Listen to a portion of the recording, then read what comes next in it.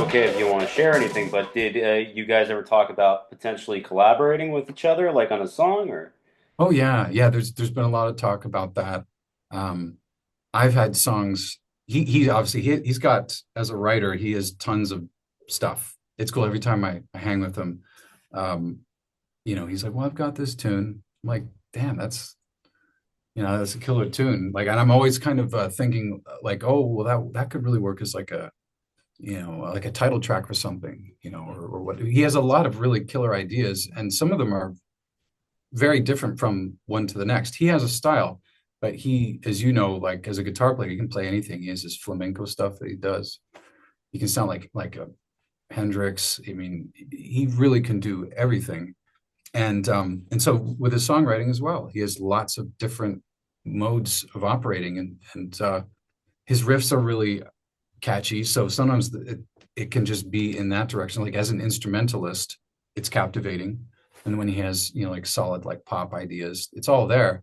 And there have been a few tunes I have because of the styles that I've gone through as a writer. Um, there are especially the more rock stuff, which I thought, man, I I've always wanted to have a collaborator with, and there's in my mind there's been tunes I'm like, oh, Steve would sound really, really killer on this. So hopefully something happens. Right. Now, with your time in the effect and how that came into play, your voice at that point, it sounds to me like you had kind of figured out what your voice would be because it sounds to me like you were doing a lot of experimenting during that time where you were doing the cover band thing, and then you found it. And to me, you sound a lot like your tone kind of veers into, funny you brought him up earlier, but a Cornell kind of territory, especially with the way that you, I don't know, something about the tone, Mm. especially the way you use like your vibrato. I don't know, there's something about it that's very, I go, it's not a copycat thing though at Mm. all, but it comes organically, and that's something that really caught my ear. You sound like you because I've heard a few of your tracks already, especially the whole effect record, and you have your own voice, but there's Mm. little bits of things that I go, that's cool. It's nice to hear that kind of style continuing on. Kind of like when you heard, someone like whoever, taking on after someone else that they were inspired by, right? Yeah, absolutely. Yeah, that's hallelujah. That makes my day. Anytime his name is brought up in conjunction with anything that I've done. Sometimes you see the odd comment on YouTube as well, like, "Oh man, you sound like Chris." And I'm just like, "Whoa, love to Chris." That's all I can say. It's like, what can you say? Because you hear him and it's like, "Oh, well, he's the voice," especially for that style, Right. hard to beat. And it's also, like you said, tonally. Um, it's very true. He has such a distinct sound, and what I'm really drawn, if I had to kind of button it, uh, is I define like what I love about singers in general, regardless of what they sound like or their tones. It's is that they have a soul. They're soul singers, and he's that. I mean, times infinity. So, and that's the cool thing is like coming up through that genre, that time period you've got this really bluesy, soulful singer who could do anything with his voice, but there's this quality that I've always dug about the niche music in the world.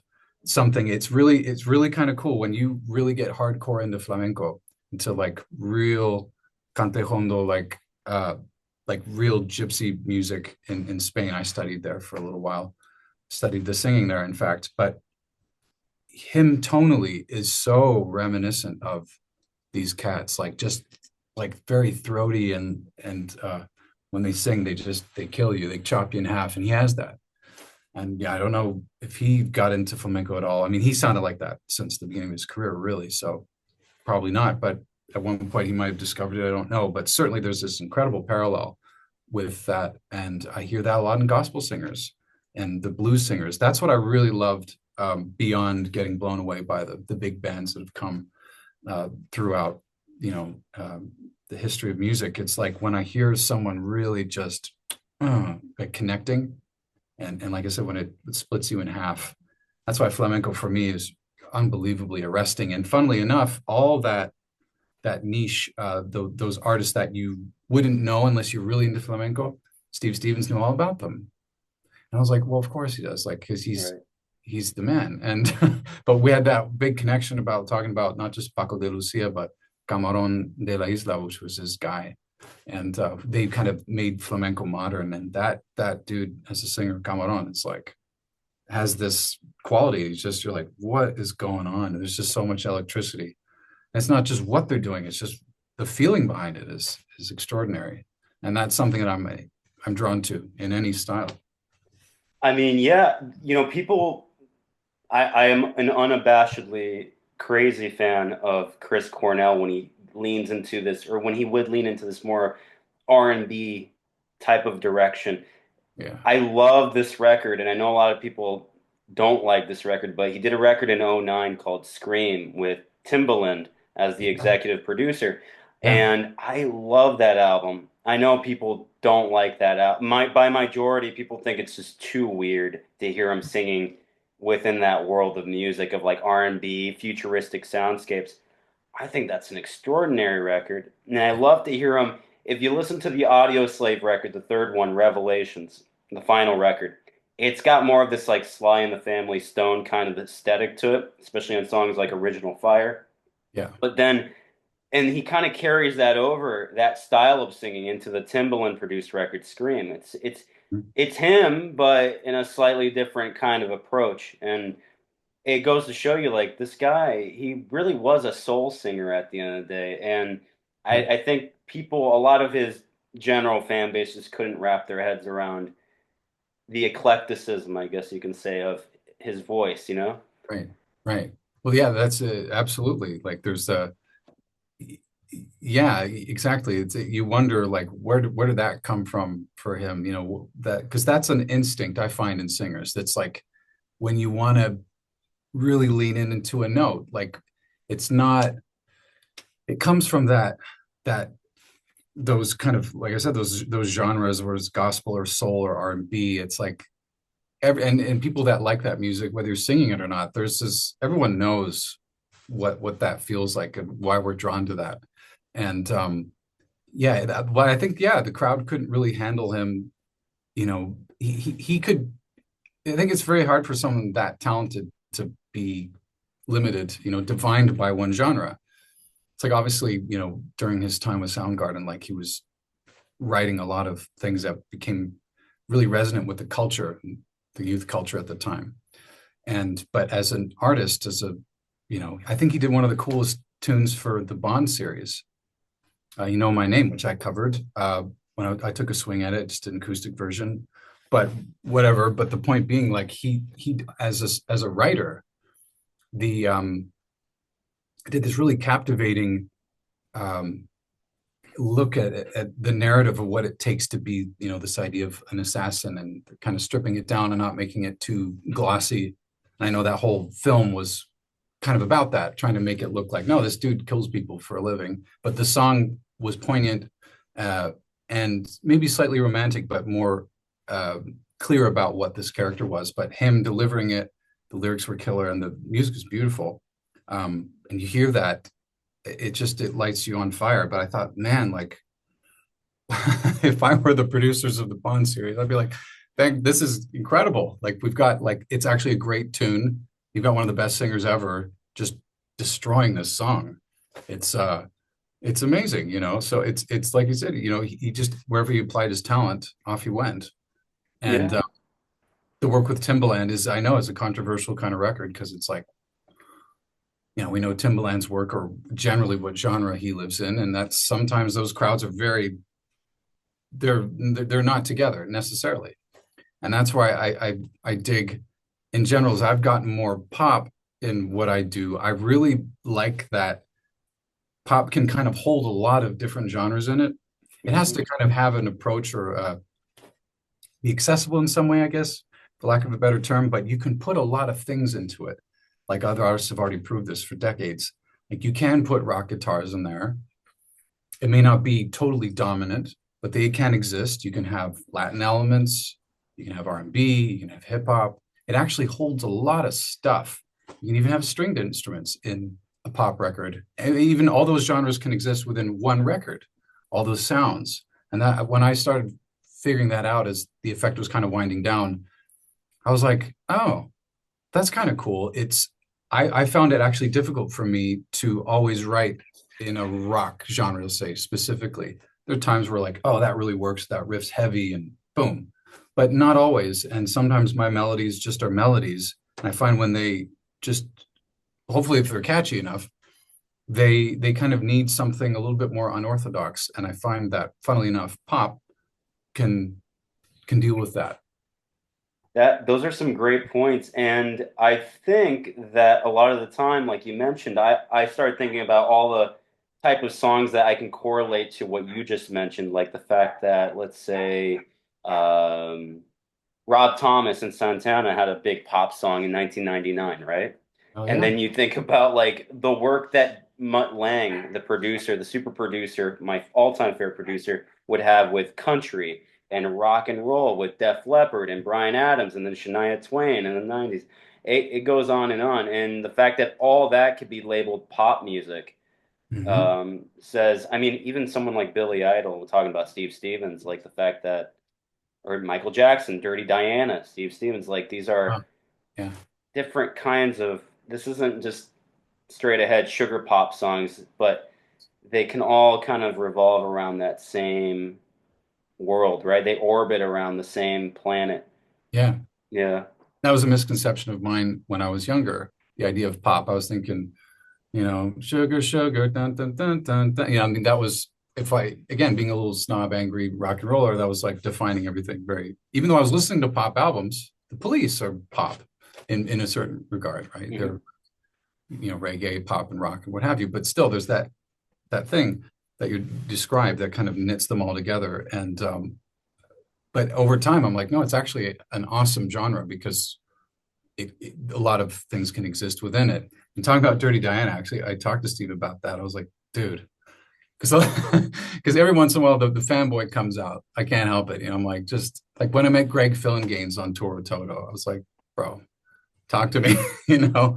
And these guys are really, all of them are generous with their stories and taking time out to, tell Junior, what the bad tour was like or what have you. They're cool. And but with Steve Stevens, I was like, man, I was like, Dirty Diana. And he's like, yeah, I wish I still had that guitar. I was like, awesome. I was like, dude, like he's worked with everybody. Yeah, he is a musician's musician. Yeah. But you let's circle forward now. That makes no sense. Let's go forward now. Circle forward. What? Sure, I got Let's go back it. around. Let's go to what's happening now. You kind of like started veering in that area. Hmm. Your The effect winds down. Great record, by the way. Again, that record was my introduction to you, really.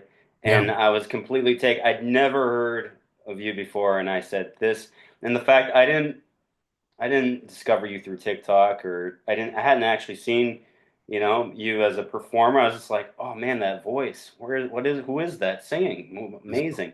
And great songs too. I was like, um, I was a little disappointed that that ended, but because I was like, oh, that's such a great record, and you don't really come across good guitar driven music with in that kind of, I don't know, you can call that style old school now, but Mhm. traditional, I guess, maybe of like verse, chorus, bridge, chorus, verse, that kind of thing. And that approach to just anthemic, almost dare I say, self-empowering kind of rock with prolific kind of songwriting style, technical ability, but without too much flash. It's still about the songs. Mhm. It's not just about showing off. Yeah. And it doesn't sound generic. It doesn't sound derivative. It sounds like it's got its own thing happening. It ticked off a lot of boxes for me. That's good. But it led me to what you're doing now because I'm a forever fan. Once I become a fan, I go, all right, I'm on board now. I like what this guy's doing. I like what all the guys in the effect are doing. I think everybody did such a great job. I'm going to continue on, uh, you know, Sure. supporting all of you. But you're a fascinating case to me because you're kind of like you can go into so many different areas. with your voice, and I feel like you're still exploring that, what that can be. Yeah. If you don't mind me speaking for you there, my No, apologies, but no, no, not at all. You're quite right. right. So then that leads to this. I believe this would be considered your debut single as a solo artist, right?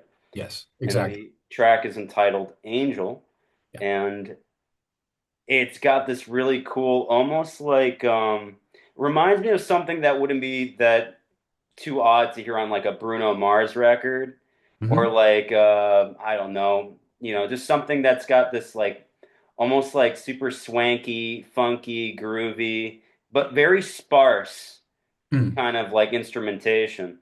So Yeah. it allows your voice to be the center of attention on the song.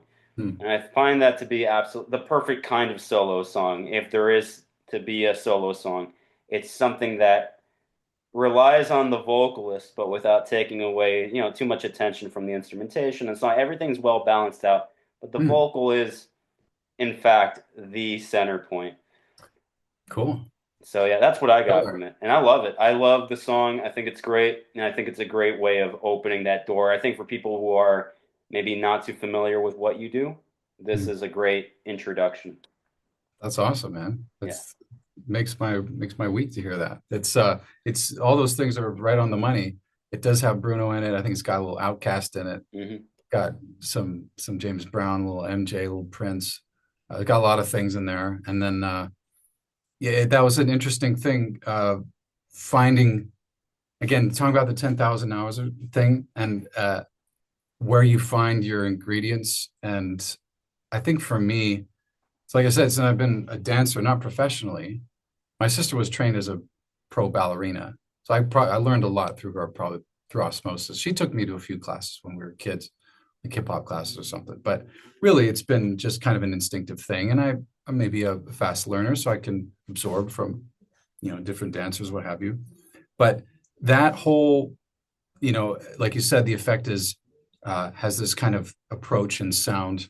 And I think very much attributes to the fact that Trev's the mastermind behind that that sound, also being the guitar player and the producer, and um, and the fact that he would pretty much write the tunes, um, kind of like get the arrangements, get the riffs, the chords would kind of be there before I was called in. We would work together on melody and lyrics. So essentially, like, a lot of that music was kind of already developed and has his sound, it has his signature on it. And yeah, and that was doing, I think, in particular, very well in Europe. Like the younger crowds that since we got to open for Toto, there's such a range, like the age ranges. It's like multi-generational crowds that go to those, especially in Europe. At least I saw firsthand. Some in the States too, but in Europe, like in Germany, when we played with them, it was like a lot of the younger kids were like way into it, and they could understand that sound as like you said, a bit of a retro thing, but having something new. So like you say, like in direct contrast, we doing this kind of like R&B dance pop thing. It's like sparse and there's a lot of percussion in there. Like again, since I'm a studio brat, I've produced my own stuff and other people's kind of a little bit from here and there, not professionally, I don't think I would say, but just as a young studio guy, I was a session drummer, session guitar player first, actually. That's how my first gig was, like doing radio spots and TV spots in Philly. And so but like trying to develop in the studio, I mixed and mastered the tune myself as well.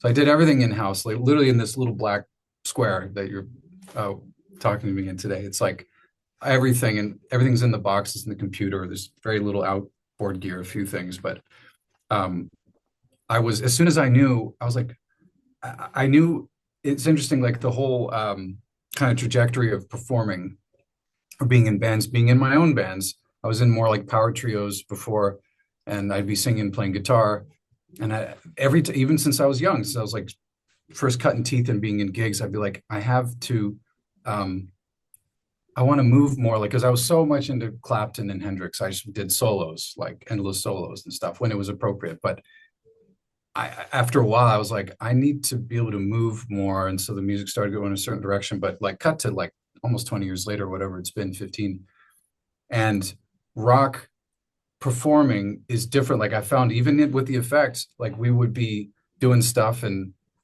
every genre has a certain way that you move to it.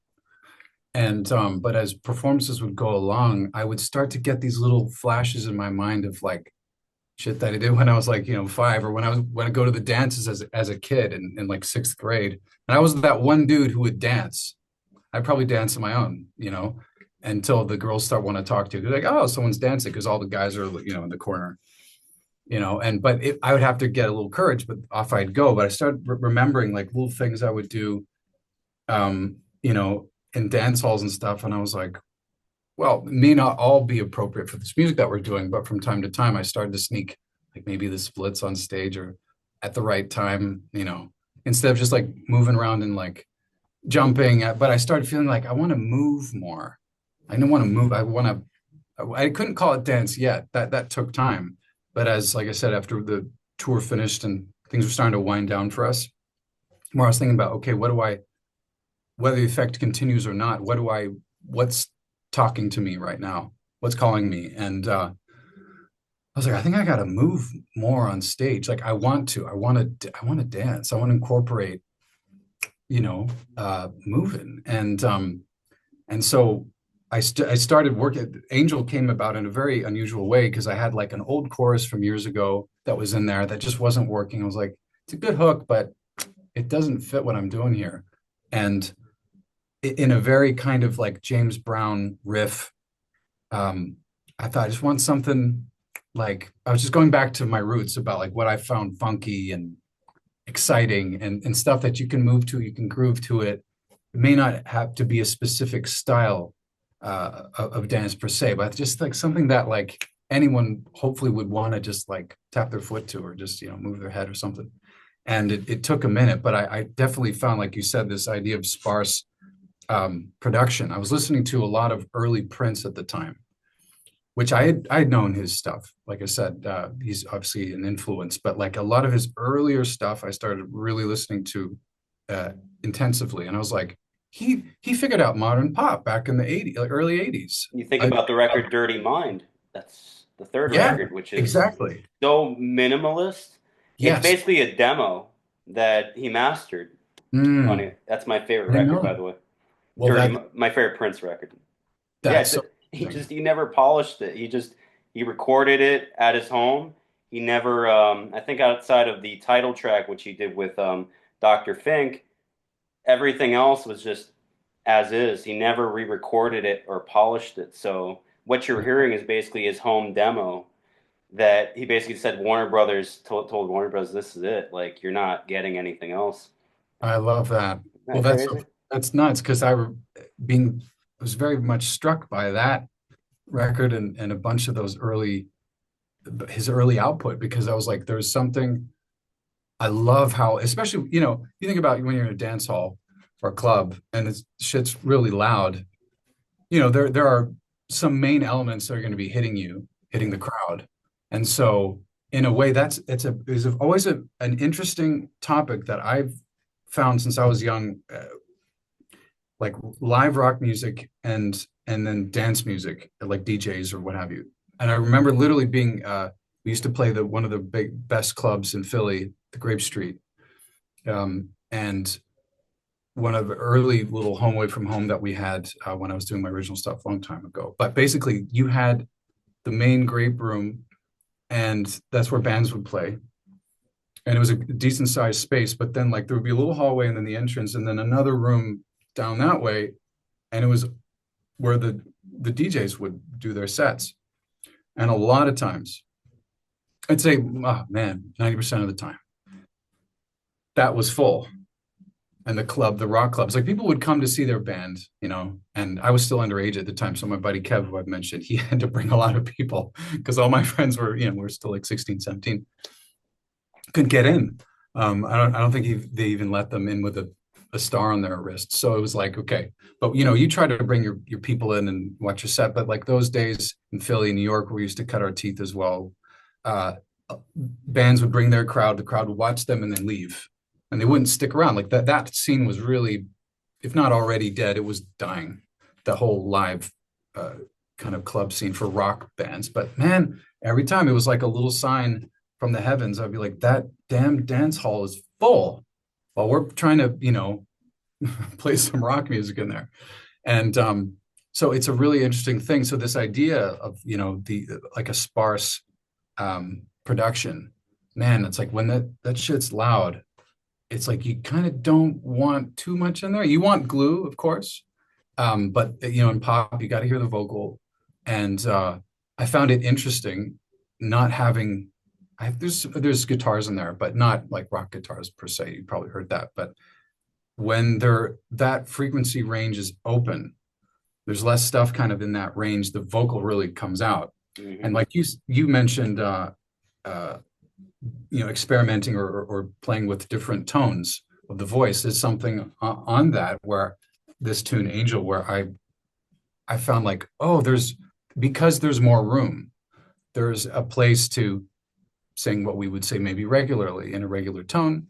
There's times where you growl and you belt or what have you, and then there's moments where you can sing in a head voice, like as in so many R&B records, but you hear it because that wouldn't work as much with there's like a lot of distorted guitars. You've got to figure out, and that was really a technical issue. And I think even Chris talked about that. He's like, they're like, where did you get your voice? He's like, I had to figure out how I was going to be louder than these guitars on stage.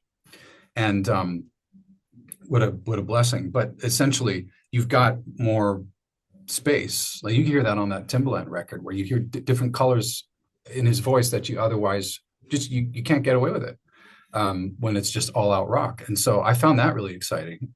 I thought, oh, there's more to say, as a vocalist or as a musician, with different tones. And I love that. I love playing with, 'cause I think that's the fun part is like where you can, it's like hitting the crowd with different colors, as long as it kind of connects to the song. It doesn't feel like too disparate. There's a lot of different things you can do to make it interesting because you're not, like you said, the production is more open. Hmm. So vocally, you've got to kind of string it together. And that since Motown, like all the different kind of voices on a Temptations track or something, it's like the different styles of singing, they're all there.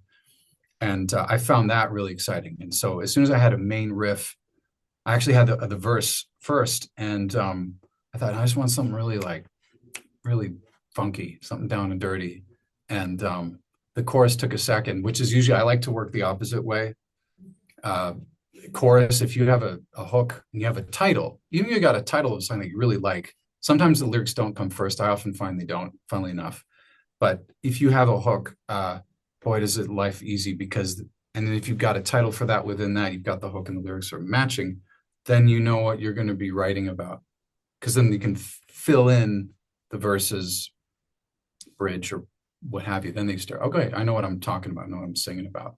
And I was actually, there's a little bit of an ode to the great producer George Martin and the Beatles, early Beatles work in Angel, because I was almost ready to release it, and not with the version that you've heard, close to it, but I thought there's something not done about it, something that's missing.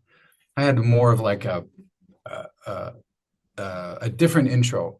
Basically, I had something that was more subtle and was kind of building what would be the verse. It was more like even more open. And I was like, it's cool, but there's something about it that and then I thought, what? I've always wanted to do this. Like, why don't you just hit them with the hook right away? But then maybe do something different with it. And I started playing with that, and soon, oh yeah, you just kind of do the hook with some hits, and then do half of the hook, and then off you go. And I was like, that's cool. So that's I think right out of the, like I said, like imagine like the Beatles, like she loves you, yeah. It's like immediate. It's like that's good, boom, you're in. Imagine seeing that as a little kid on the Ed Sullivan show. But like some of those ideas of like just hit him with the hook, which is done and has been done since, obviously in different pop circumstances. And but that was when that clicked, I thought, okay, it's I was thinking about this, that with the advent of, or the lack of, radio that we have now, I know it still exists, but I grew up at like same time as you, like where you heard like 20 seconds of an intro, like a riff, probably riff rock. And the DJ can talk over that. And and I didn't think about this till after, but I thought, well, it's kind of cool, like just going back to like really old school, uh, if it works with a song arrangement where not just an instrumental, but you hear the hook or part of the hook or in some way launches you into the tune. It worked for that tune for sure, but it's like, well, because we don't I don't have to worry about a DJ as much talking about it, talking over it. You know, someone's going to just stream it, boom, and off they go. So that was a cool little last minute find. Yeah, I think it all worked, and I think the idea of like I don't know if you feel this way, but the fact that now because there is basically there are no gatekeepers anymore, you know, the way things are now, and everybody mostly just streams their music, kind of Mhm. gives you a lot more flexibility to just kind of do whatever you want. I mean, anything can be a hit now, a hit. What do you classify as a hit now? Does it go viral? Does it not go viral? But at the end of the day, I feel like there's just so many open channels now to what can resonate. I think it almost brings things back to, I don't know, having a sense of purity with your music. Why are you doing this anymore? Mhm. And I think the fact that you can kind of just have at it, I think that's the best thing. And I think we just need to have people that are passionate about the music that they love talking about it more.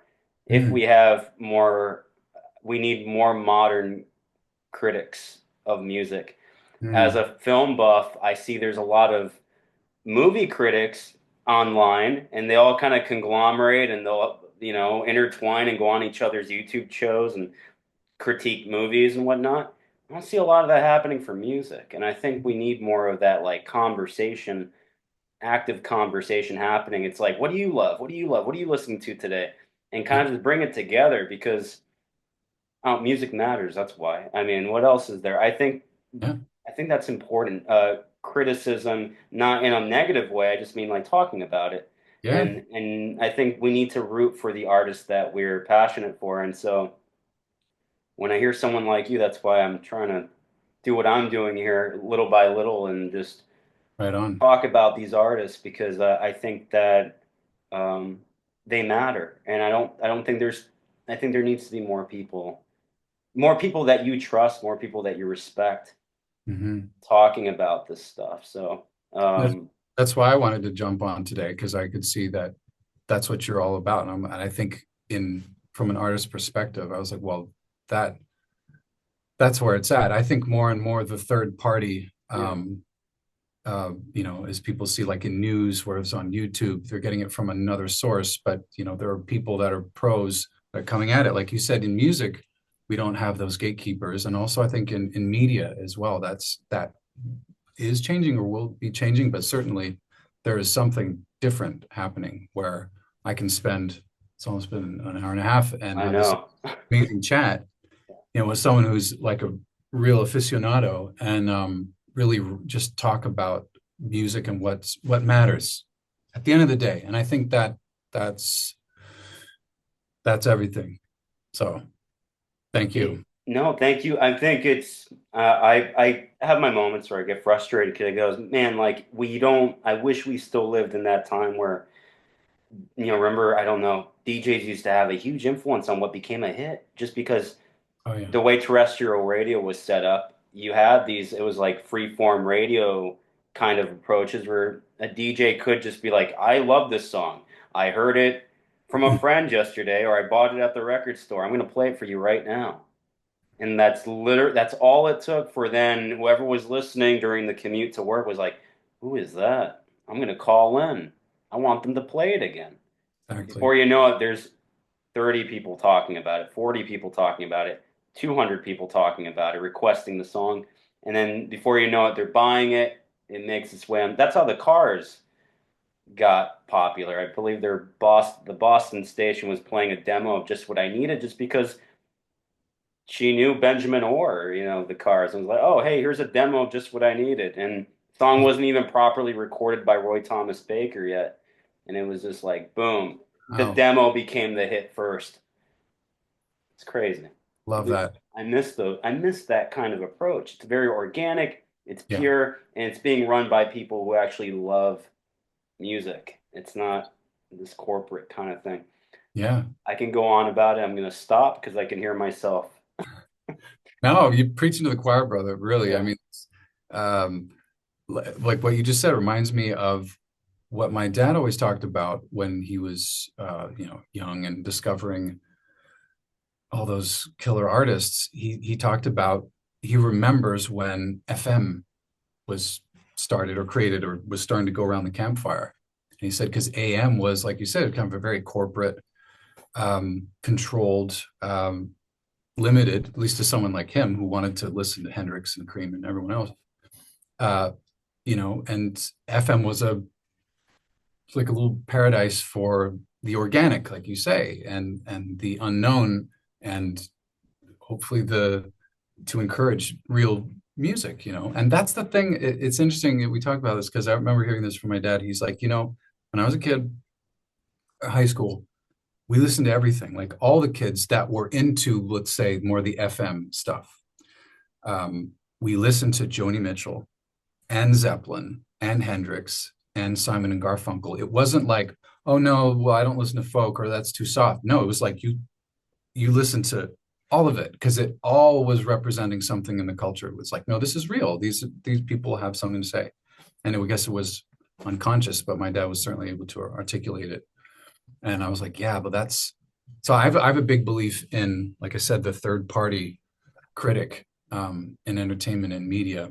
And it's well worth it just to know that it's there. And I think it can grow. And I think it'll be interesting to see in years to come how that develops. For sure, the idea of the long form, on YouTube, I remember seeing that happen. I'm like, well, yeah, it makes sense. Like you can only give people little snippets for so long where they unconsciously crave a chat, a discussion. Yeah, yeah, absolutely. I mean, I think that there's something happening underneath the surface that we're not aware of it now. It's too soon to tell really what's going to happen. So, I mean, it is what it is, but I'm hopeful. I try to be positive about the whole thing because ultimately we just don't know.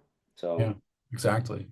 but with all that being said, what is next? Because the song Angel leaves me wanting more, and I'm thinking to myself, well, like as good as this is, I uh I don't really I don't hear a lot that makes me go, yes, this is Mm, it these days. mm. But that's okay because when I do hear it, it makes me that much more excited when I finally hear that thing that you go, like you were talking about earlier, that moment that you go, this is it right here.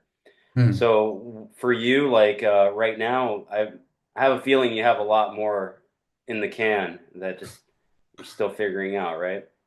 Yeah, there are tunes as we speak that, I've already kind of semi-developed that are not ready to be released, but they're in this style, that are they're waiting to be just how it depends on how I present it. Because I've thought a lot about, do I do singles?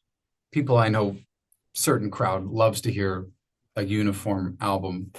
Do I do three singles and then do an EP, put those together, and then release an album? I'm not sure, but the music is there and it's happening. It's coming all the time.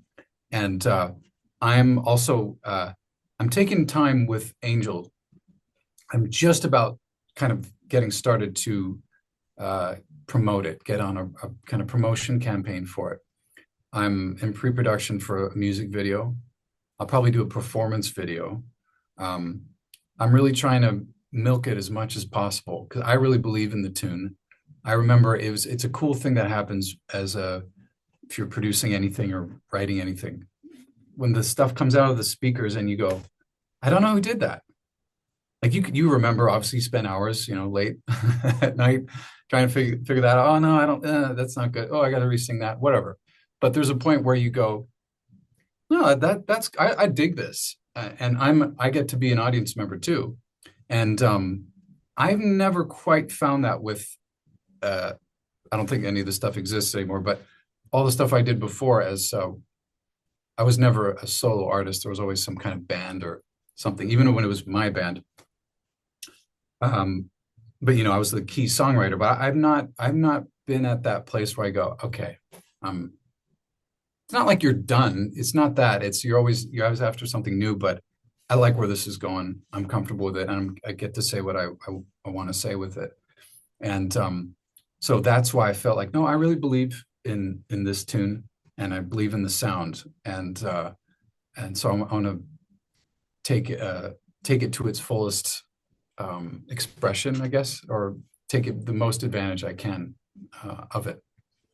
I think because we live in a time now where everybody's of an ADD kind of mind and we kind of just continue, I think it's okay to like leave one song and really work the single, Hmm. continue playing it, continue finding new outlets to showcase it, at least for maybe a year. Like just keep rolling it out, keep talking, put out the song, let that roll out for 3 months maybe, and then the next 3 months talk about the music video, put the music video out, and then talk about the music video, and then Yes. find all these different channels to showcase the song, whether that be TikTok, Instagram, wherever, and Right. then maybe put out another song and do the same thing, and then not Right. wait too long, but maybe eventually compile enough where you can say, okay, here's an EP worth of everything, or here's an album, and then for those that love physical media like I do, still, Oh yeah. then you can put it out because to me the act or the idea of having something tangible to me,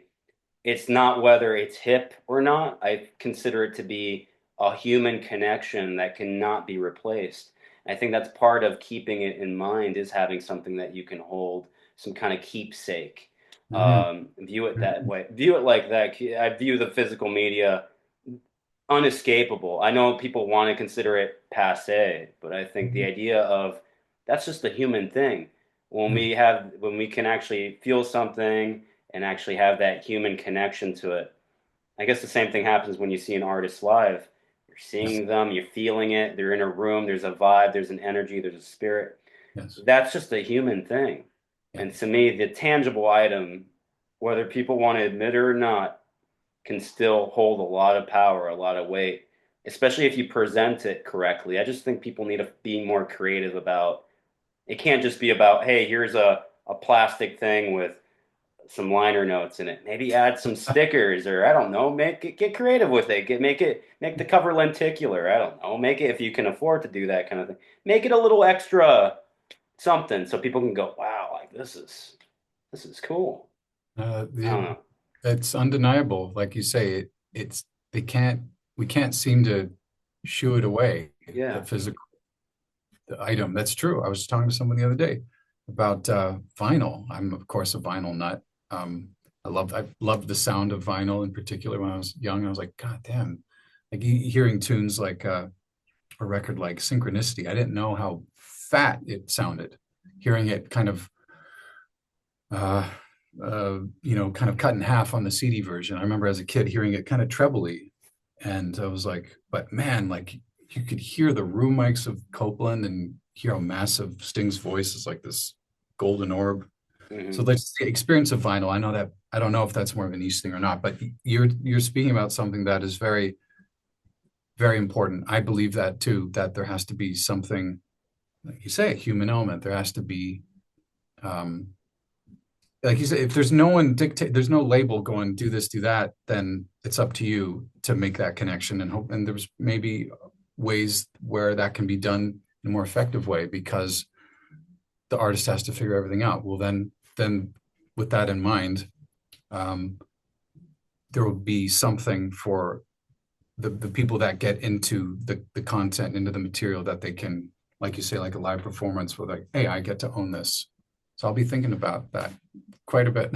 I don't know everything, but I'm just speaking from the heart, really. I personally, that's the way I see it, and from what I've from what I've seen from other people too, and just the way I've viewed other people's opinions on these things. I know Lady Gaga has a new album now, for example, Mayhem, and she's done the physical media thing. She's like, oh, I got a signed record on the online shop, and then she's got a version that you can buy at Target, and then this is all physical media, mind you.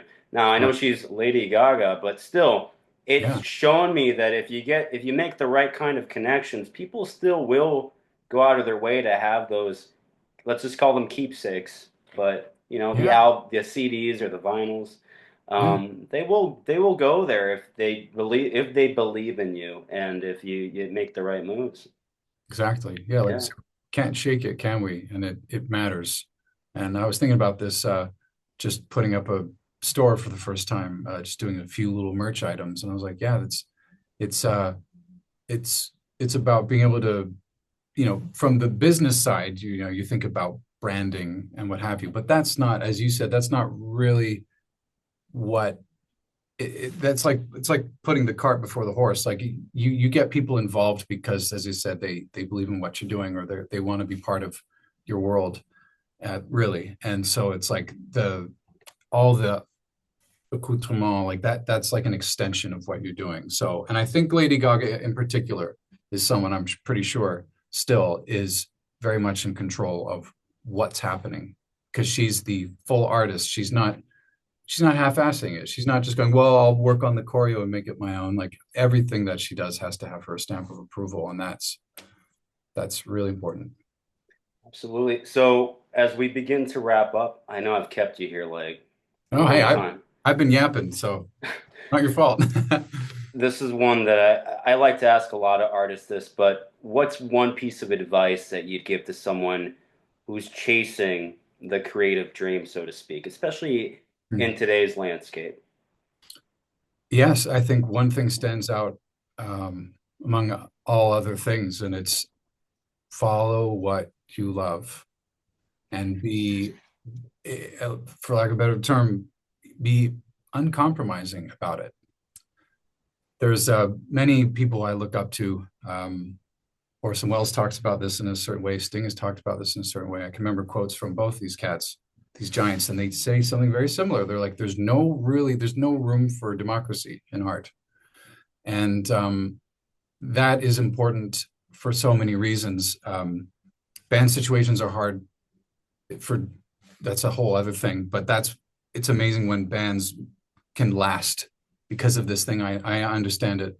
Um, but when you know that you have to create, you got to songwrite, you have to perform, all those things. And eventually, I'm sure a lot of artists are like me already, that are having to produce themselves too, and have to figure it out. Have to figure out, okay, how does this sound? Maybe not mix and master everything, but you have to do everything yourself now, essentially. But I think there's a reward in doing that, in terms of being able to hear what you've done and you're like, it's the way I wanted it to be. And it's not a selfish thing. It's like, it's almost like this thing wants to be something. I got to figure out what it wants to be. And that is it's like a way of the warrior. Nothing else matters. It's like blinders on everything, for the sake of, I've got to chisel that piece of stone out. I got to find what it wants to be. And when you find that, there is a feeling of, there's a contentment. And regardless of how many people listen to it or who's listening to it or whatever, it's like, no, this exists in this space, and this is what it wants to be. And in order to get there, you have to have uh, unapologetic belief. You got to believe 100%. And there's times where you don't, where you hear something, you're like, well, I didn't want, thanks very much. I don't want to hear that right now, or whatever. Like there's always bumps in the ocean, but it's like you always come back to, um, I don't care. Like this is what I want to do. And I think that there is no plan B. There's no backup plan. People got to be smart, of course, you got to be practical to a certain degree, but you know why you're waking up every day, and you got to do it 1,000%. Throw yourself into it. I mean, if not for anyone else, but for yourself. I think as artists, we need to just keep the faith. And I know it's easier said than done, like you mentioned, but at the end of the day, it's a personal fulfillment. Like Yeah. at the end of the day, look, I've been doing what I'm doing for like 5 years now. I Mhm. don't have a million followers. I don't even have you know what I mean? Like, but that's not the point for me. I don't know. But for me, it's just as long as I have even one person who cares about what it is that I'm doing, honestly, not we're not talking about passive I saw you pop up and I decided to like your video. I mean, like, really made a connection with somebody. Yes, That to me is what counts more than anything else. Everything else will work itself out if it's meant to be, I agree. right? I believe that for sure. But it with that being said, Emmett, it's been an absolute pleasure speaking with you. I feel like I can carry on for another hour or two here and Oh yeah, like nothing else. But absolutely. We'll do it again, I'm sure. yeah, no, absolutely. You are the real deal, as I like to call the few out there who truly are. And there's really there needs to be more artists out there who are doing what you do, which is just, straight from the heart, really. I am glad that I became familiar with your music. Angel is out now. If people want to find you, where's the best places they can do that?